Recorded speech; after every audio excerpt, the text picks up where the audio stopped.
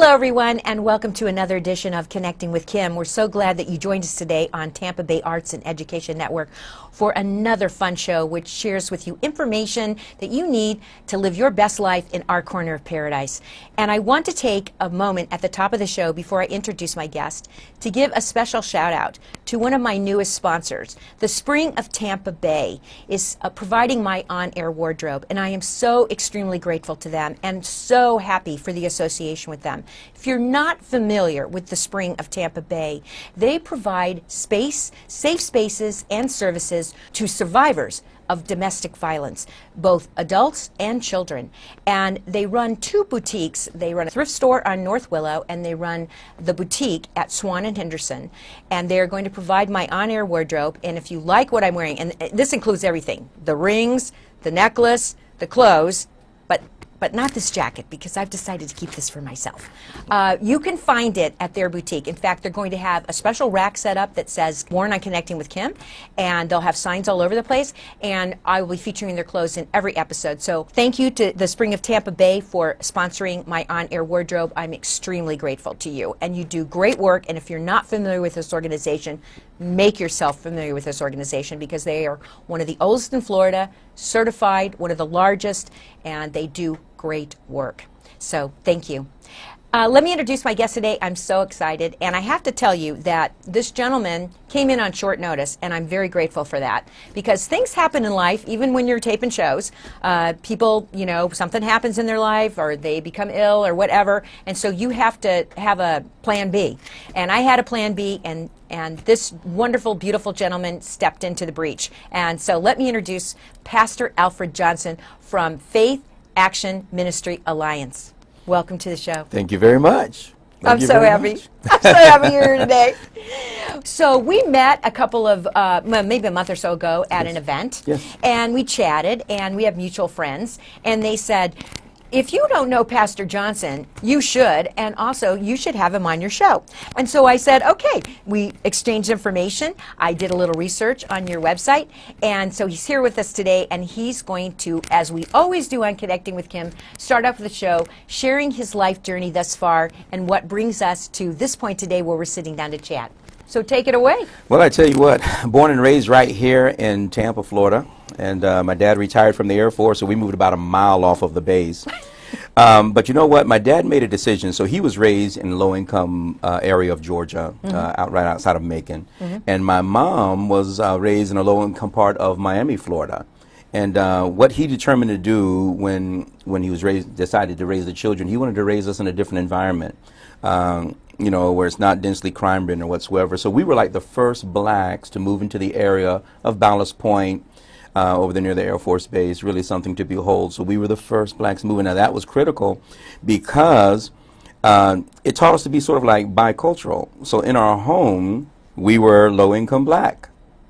In the community, we were raised with middle-class whites. What that did, it broke down certain kind of mental walls that helped us to really learn to communicate biculturally. So you can put me into a project area and I'll be just fine among low-income blacks, low-income people of color all over the place. Or you can set me in a very formal context with whites that are either businessmen or in politics or whatsoever, and we can flow. But my parents did that. But that also became very critical to what the alliance would be in the future, just being raised right in a white neighborhood and being able to communicate back and forth between the cultures, between the races. It's really something. Well, that's amazing. And I can tell that how many siblings did you have? There are 8 of us. 8? Yes, oh, indeed. My goodness. 5 boys and 3 girls. And most of my brothers followed my dad in the military. The oldest son, and Brigadier General, just retired, the first Johnson General in our lineage. Wow. And then under him, retired Air Force. Now he's into counterintelligence or whatever, cybersecurity and all that kind of stuff. He's not allowed to talk about it because he's not allowed to. Right. You know what? And then my older brother retired police department, and then my younger brother is he's right now with the Tampa Police Department. And wow. So I'm the preacher in the family. You're the preacher. Yes. Well, everybody, out of 8 siblings, somebody's got to be the preacher. Somebody has to be the preacher in the family. Yeah, my sisters are all doing well, all beautiful. Oh, wonderful. Yes. So that's interesting that you would make note and draw attention to the fact of your upbringing in the white middle class neighborhood. Yes. And you obviously feel and know that it made a difference for you in your life. Yes. In the black community right now, about 70% of our families are single parent households. And I can tell you, most of the not-for-profits are serving that clientele of a people. Right. And so it doesn't matter whether you're talking about the foster agency, or if you're talking about, you just name it. If it's a community or a social organization, they're focusing on that particular group. Well, I had the privilege of being raised with my dad and with my mom, and that was quite huge. It makes a difference. It makes a I don't care what anybody says. difference. It makes a difference. Yes. And so none of our siblings have any criminal record. None of us, my dad did all that for us. Of course, the goodness of God, but my dad and my mom being there for us really made a huge difference. Well, and of course, if he was a career Air Force, you said he retired, yes, right, from the Air Force. Mm-hmm. He had a career in the Air Force. I mean, my uncle was in the Air Force. Sure. Most of the men in my family have been in the military, and there's just a certain amount of discipline, yes, structure, and whatnot that goes along with serving, and you just take that into all other parts of your life, I think. Yes, absolutely. And that gave us a huge advantage. Yeah. A huge advantage. It's really something I didn't realize it when I was younger. When I was younger, you got to realize if you're in a white neighborhood, so then the white little girls didn't like, of course, the black little boy. Right. So you had a little bit of rejection thing that you dealt with there. And then we were able to articulate in a certain way so that when we went to school, the black girls didn't know how to deal with us because we articulated. We were raised in a white neighborhood. So it's really something to behold. We're so like caught in between. It took us a while to be able to really navigate both real smoothly. Well, of course. I mean, and your children. And that world is when you're growing up, I mean, especially when you get to high school. Yes. It can be middle school and high school. Yes. It can be pretty tough. Absolutely. People this is not a very forgiving environment. Right. But you know what? We survived that. By the time we got in middle school, it was just fine. We had smoothed everything out real well, and our confidence level, again, my dad made it so that insecurity didn't take a lot of root in us. And so my wife is actually white. The brother over me, his wife is it's his second wife. She's white. My younger brother married a black lady. Actually, she was half white, half black from Germany. And then, I have a brother that married a full-blown Korean. She's full-blooded and beautiful. Well, you know what? Under the covering, we're all the same. We're all the same. We all got the same parts. We all bleed the same blood. Isn't that something? We're all the same under the covering. So absolutely, we need to be focused on that part, not the other parts. You are exactly right. You're exactly right. So we're here to talk about Faith Action Ministry Alliance. So tell me how you were a pastor, and so what happened to bring you to FAMA? Sure. So I pastored for nearly 20 years.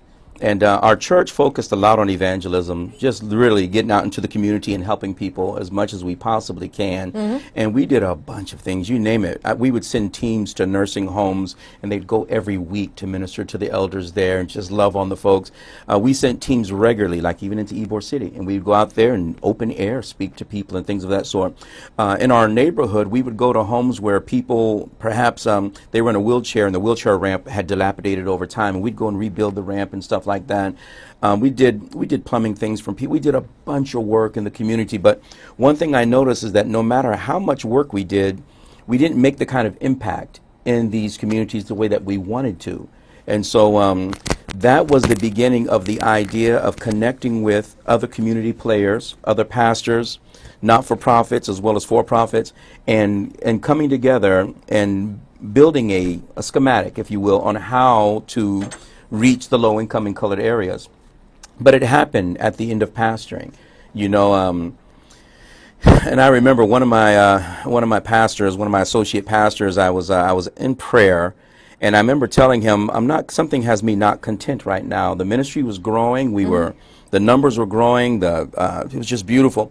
And he says, Pastor, why would you be discontent? Everything is well. We are evangelizing, we're doing great things, people's lives are being changed, the church is packed.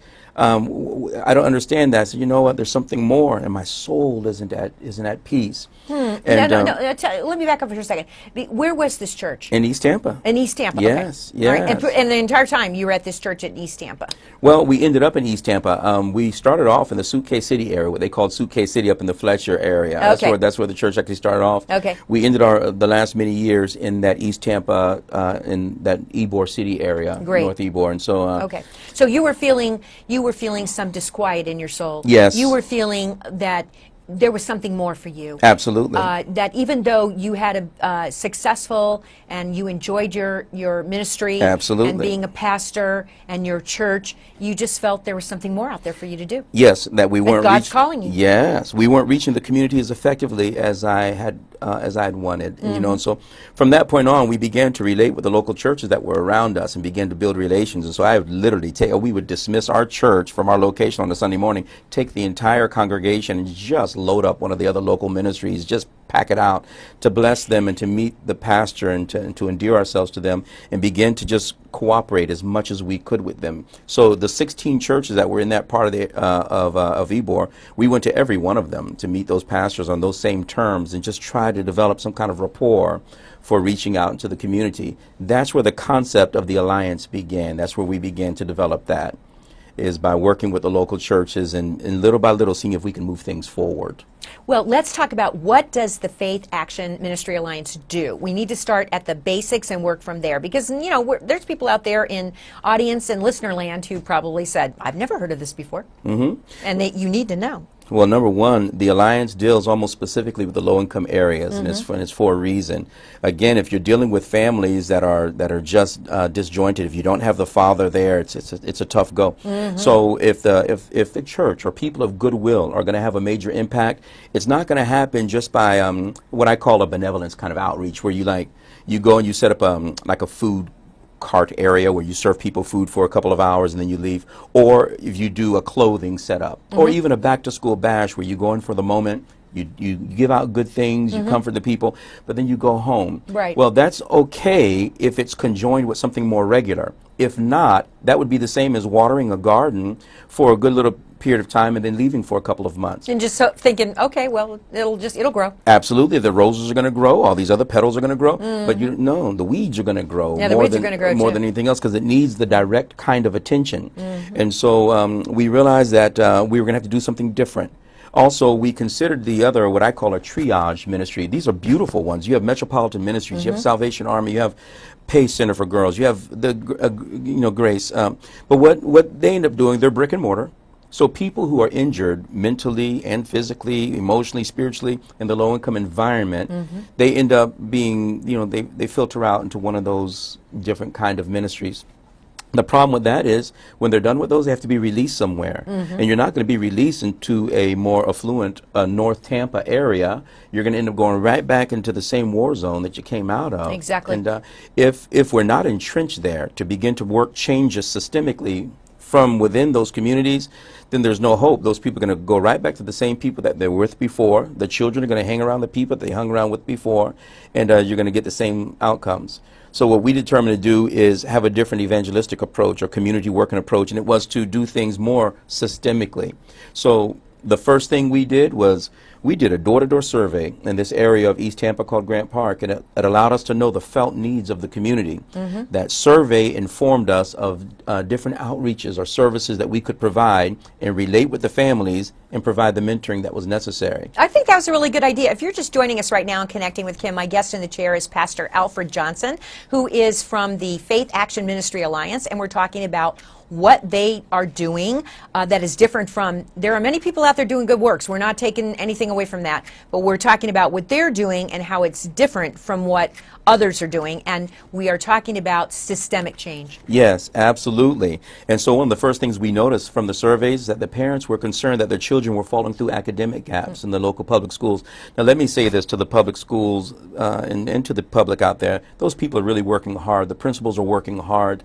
It's just that they're dealing with a cultural issue that is real. What's going on in the families and what's going on culturally generally is a big challenge to the public school, really something. But what we did is we realized that there was a major problem in that area, and so we determined to go ahead and partner with one of the local churches in Grant Park in East Tampa, and we opened up a private school over there. We threw our hat in the ring to go ahead and see what could happen if you had a school that was led mostly by blacks, who were married, had a strong moral background, and a good strong academic background, and sensitive to the cultural issues you've been addressing. Absolutely, okay. absolutely. And so what happened? Listen, things have turned out. So now we're at the end of our 7th year with the school. Oh, congratulations! Thank you very much, and it's better than what I expected. Really, just unbelievable. As a matter of fact, I encourage you, if you're watching the program now, you can go on to famalliance.org and you can see some of the pictures of our school and of our students. But I'm telling you, if you were to come and just visit our school and watch how all of them are Title I students, every one of them. So we don't have a private school where the parents are driving from North Tampa and they're just coming to our school. No, these are coming from East Tampa, all. Right. All of them are low income. We're funded through the Florida School Choice Program and then through donations. But if you were to come to the school and just watch the demeanor of the students, now they had to buy into the culture, and it took us a while to get there. But if you were to come even during the cafeteria time and see how the children interact, you're going to be impressed. We do a chapel service once a week on a Wednesday. And to watch these children, again, this is from pre-K to 8th grade, to watch them, how they respect the person who's speaking, how they're focused and honed in, it's really something. You know that something special is happening just by standing in the back of the room and watching these children focus completely on the person who's presenting. That alone is something wonderful. We've had about over the last 4 years, we had about 13 fights all together. Now, if you know anything about the low-income community, especially in the public school setting, you might have 13 fights in 2 days. Right.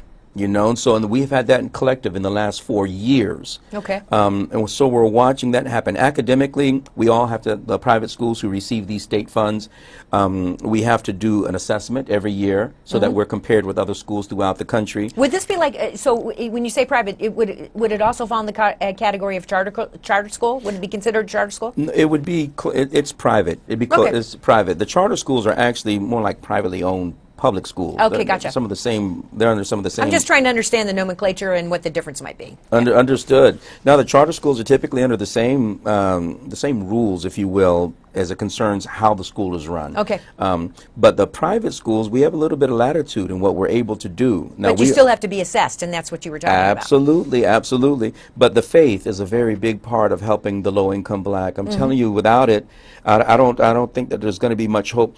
The faith part is huge, huge, huge. It's appealing to the conscience of the child. Right. And without that, I don't think that we'd be having the impact that we're having right now. These kids are loved, but then the faith component is huge. Our curriculum is good. We use BJU Press, very wonderful Christian curriculum, but it's the love that's being shown to the kids, and it's the character that is coming from people who've been married for many years. I've been married for 33 years. The principal's been married over 20 years. And so our staff, our teaching staff, all of them are married with the exception of one. She's a widow, a godly widow, but all of us are married. And so we bring a certain worldview to the students, a certain understanding, and it's having an impact on these children in a huge way. Because these children are going back to their home life, which is not necessarily reflective of the staff, right? Correct. It could be a single family. Absolutely. Or some other iteration. Yes, Yeah. you better believe it. But I'm telling you, they're being so impacted. We had 3 of our students. Their mother just passed here just recently, and she's a young lady too. Wow, she was in her 30s. And that's so sad. I'm sorry. Yes, yes. And do you know that during the time of that crisis, the family, there's just so many people, their house was just literally 3 down. It's 3 homes down from the school. And all of their family and friends were gathering at the home. Do you know right in the middle of that crisis, those children preferred, don't get me wrong, I'm certain that they love their family loved them, but during the time of the crisis, where did they want to be? They wanted to be with you guys. They wanted to be at the school. Yeah. They knew that because that's where the love and the embrace and everything positive is coming from. Yes.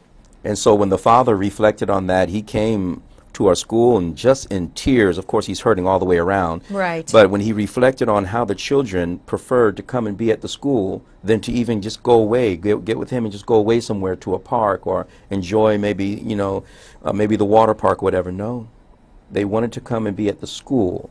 And what a beautiful thing to be able to. That's amazing. Yes. Can you imagine? Well, let me just say this, Pastor Johnson. I mean, you and I, as I said at the top of the show, Sure. we just met recently. We don't know each other that well. Sure.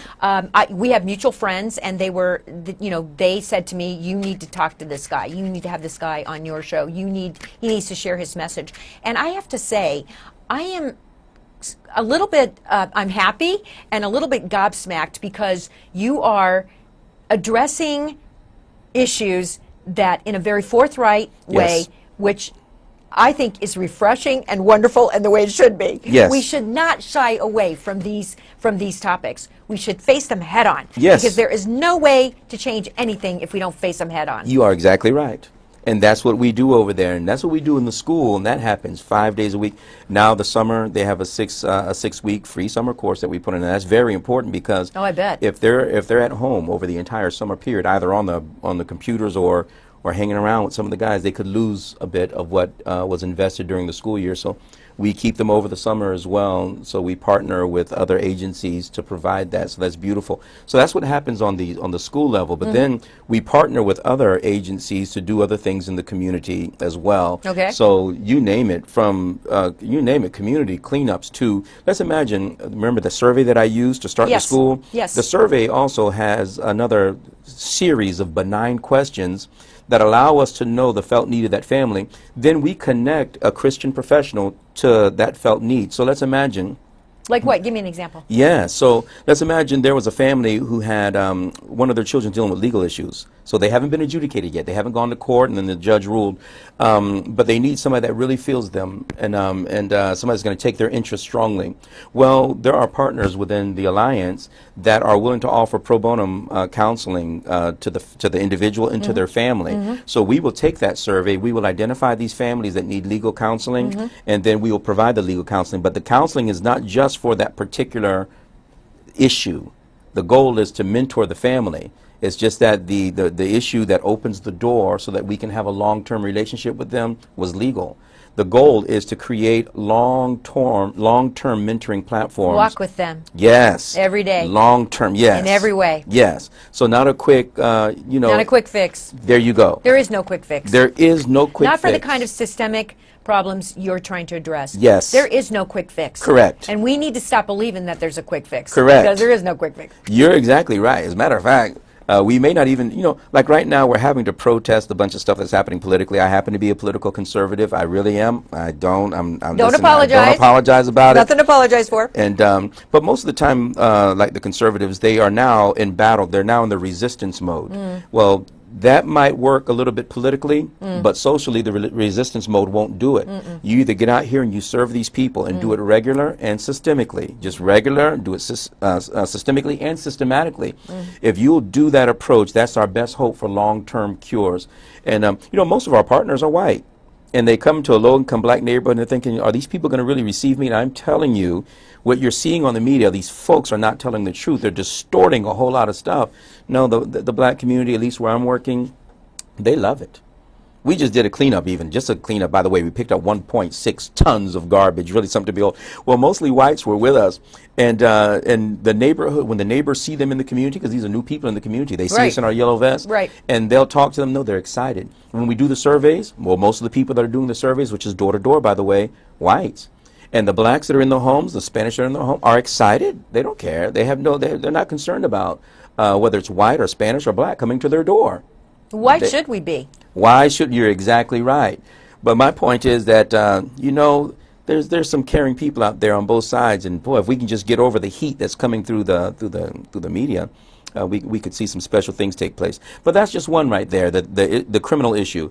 How about people that want to put themselves in the position to own a home? Well, the real estate agents that are members of the Alliance, we ask a series of questions, and one of them would be, hey, listen, the Alliance offers free counseling on getting your finances in order in lieu of home ownership. Would you like to take advantage of this? And they'll answer yes or no. Well, we gather all the ones where they said yes, connect them with our real estate people, but then we coach the real estate people on how to not only answer their their felt need, but we need for you to mentor them heavenward, get their mind thinking in a different way. Right. So that's what the Alliance is. It's not for profits, churches, Christian heads of household working together, strategizing on how to have these long-term kind of impactful outreaches in the low-income community. Once I'm certain that our systems are strong as I believe they can be, we will export it to other low-income areas throughout the state. That was going to be my next question. So you've had success. Yes. You started this. You've had success. Yes. You have demonstrated success. Yes. And so, what's your future goal? The future goal is, number one, let's perfect this system. You know, it's a different MO. I pastored for 20 years, but it's a different MO for a pastor to entrench himself actually in the neighborhood. So I've been doing this for a good while. It's very rare that I'd see a pastor in the community actually on the streets. So that MO is something we have to work on, because they have a built-in army, if you can imagine. So if you can get the pastors on board, you can work out there's a lot of good that can happen. Okay, but nonetheless, we're doing well. The volunteer base is growing in a tremendous way. We are happy about what's happening volunteer-wise. I can tell. You know, we only have a couple minutes left, so in fact, even less than that, because they're going to start waving at me. But is there anything else you want to share with our watching and listening audience about the Faith Action Ministry Alliance before we sign off? The body of Christ is big and diverse, and people of goodwill. You have a bunch of talent, you have a bunch of abilities. When you do things as an alliance and on a community scale, we can put everybody to work in loving folks and helping to mentor them heavenward. If you want to volunteer, again, go to famalliance.org, press that volunteer tab, give us your information. We'll get right back with you, and we'll plug you in. We need you by the hundreds and thousands. Furthermore, if you want to donate, perfectly, again, go to famalliance.org, go to the donate tab, and go ahead and give. And of course, we need sustainable donors, people who are willing to commit maybe $1,000 a year for the next 5 years, or $5,000 a year for the next 5 years. That'll make certain that I have good boots on the ground. If I have to hire more teaching, which we are because we're expanding the school, we need the revenues for it. We'd appreciate if you would make a contribution to us. But God bless you. It's good being able to talk with you. Pastor Johnson, thank you for being my guest today on Connecting with Kim. So, folks, go to the website, listen up, donate, volunteer, because this is the kind of systemic change is that it will really make a difference. Yes. It's not a Band-Aid. It's not a quick fix. It's systemic, and you have to change the thought and the mind process in order to be successful. Thank you again for being my guest. Thank you, Kim. Again, I want to thank my sponsor, the Spring of Tampa Bay, for providing my on-air wardrobe, my jewels, my jacket, everything that I have on. If you want it, you can go to the Spring boutique at Swan and Henderson, and you can have it for yourself. But not this jacket, because I'm keeping this one. But they have someone who comes in, he buys the jackets, he takes them home, he makes art out of them, and he brings them back for them to sell. And all of their funds, all their net proceeds go to support their mission. That's all we have time for today on Connecting with Kim. Join us next week for another great edition. Bye.